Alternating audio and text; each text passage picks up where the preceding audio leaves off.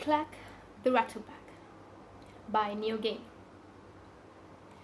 Before you take me up to bed, will you tell me a story?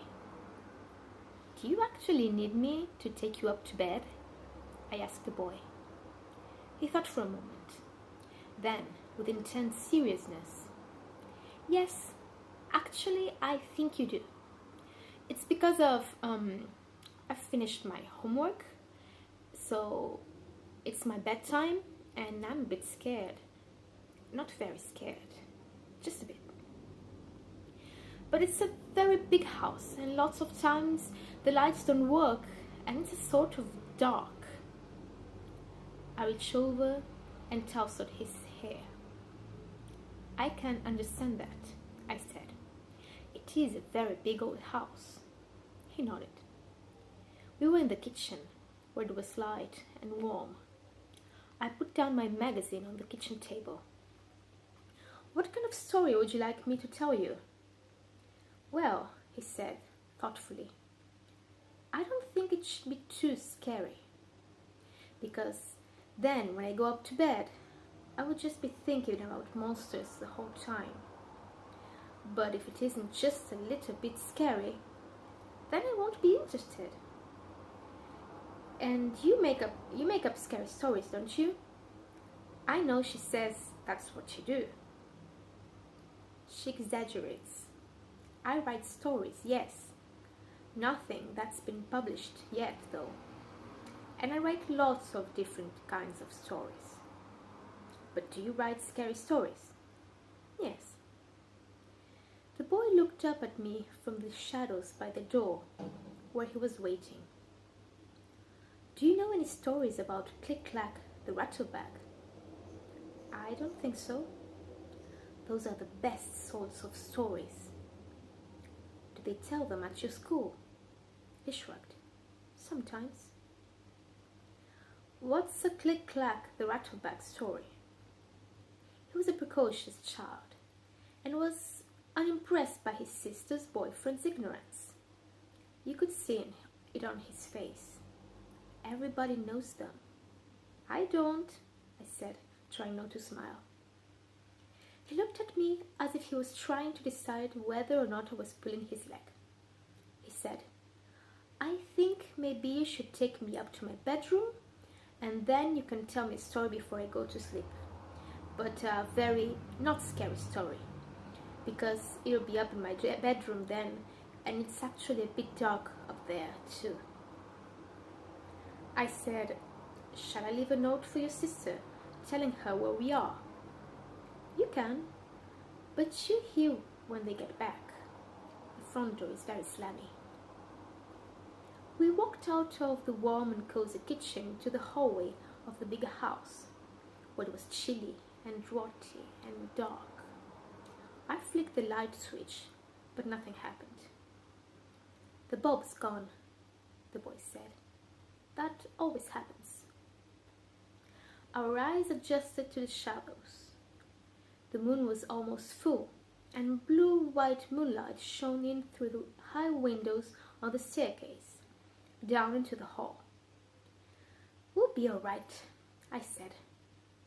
Yes, said the boy soberly. I'm very glad you're here. He seemed less precocious now. His hand found mine, and he held on to my fingers comfortably, trustingly, as if he'd known me all his life. I felt responsible and adult. I did not know if the feeling I had for his sister, who was my girlfriend, was love. Not yet. But I liked that the child treated me as one of the family.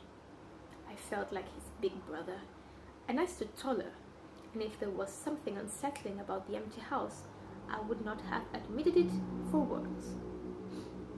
The stairs creaked beneath this threadbare stair carpet. Click-clacks, said the boy, are the best monsters ever. Are they from television? I don't think so. I don't think any people know where they come from. Mostly, they come from the dark. Good place for a monster to come. Yes. We walked along the upper corridor in the shadows, walking from patch of moonlight to patch of moonlight. It really was a big house. I wished I had a flashlight. They come from the dark, said the boy, holding onto my hand. I think probably they're made of dark, and they come in when you don't pay attention. That's when they come in. And then they take you back to the, not nests. What's the word that's like nests but not? House? No, it's not house. Lair? He was silent. Then, I think that's the word, yes, lair. He squeezed my hand. He stopped talking. Right, so they take the people who don't pay attention back to their lair. And what do they do then, your monsters? Do they suck all the blood out of you like vampires? He snorted. Vampires don't suck all the blood out of you. They only drink a little bit, just to keep them going and, flying around. Click-clacks are much scarier than vampires. I'm not scared of vampires, I told him. Me neither. I'm not scared of vampires either. Do you want to know what click-clacks do? They drink you, said the boy. Like a Coke? Coke is very bad for you, said the boy. If you put a tooth in Coke, in the morning it will be dissolved into nothing. That's how bad Coke is for you, and why you must always clean your teeth every night. I'd heard the Coke story as a boy, and had been told as an adult that it wasn't true. But it was certain that the lie which promoted dental hygiene was a good lie, and I let it pass. Click-clacks drink you, said the boy.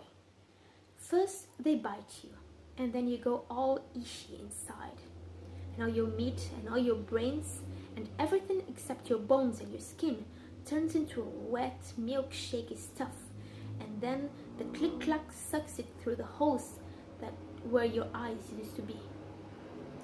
That's disgusting, I told him. Did you make it up?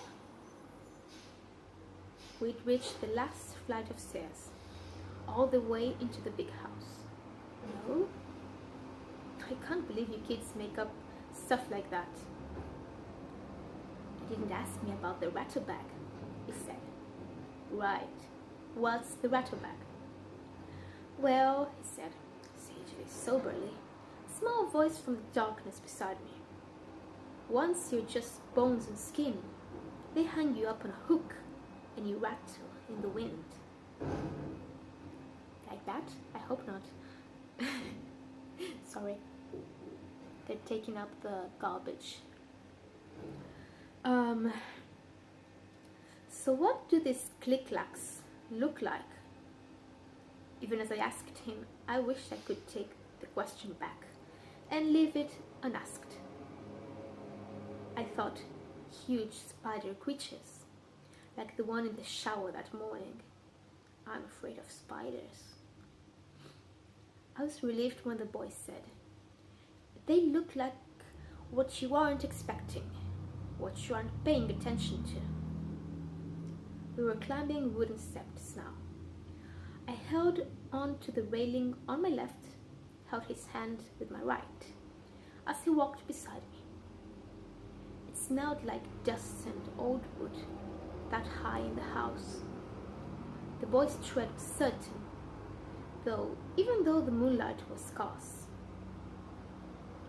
Do you know what story you're going to tell me to put me to bed? He asked. It doesn't actually have to be scary. Not really. Maybe you could tell me about this evening. Tell me what you did. That won't make much of a story for you. My girlfriend just moved into a new place on the edge of town. She inherited it from an aunt or someone. It's very big and very old. I'm going to spend my first night with her tonight. So I've been waiting for an hour or so for her and her housemates to come back with the wine and an Indian takeaway. See, said the boy. There was that precocious amusement again. But all kids can be insufferable sometimes, when they think they know something you don't. It's probably good for them. all that, but you don't think. You just let your brain fill in the gaps. He pushed open the door to the attic room. It was perfectly dark now, but the opening door disturbed the air, and I heard the things rattle gently, like dry bones in thin bags in the slight wind. Click, clack, click, clack, like that. I would have pulled away then if I could, but small, firm fingers pulled me forward unrelentingly into the dark.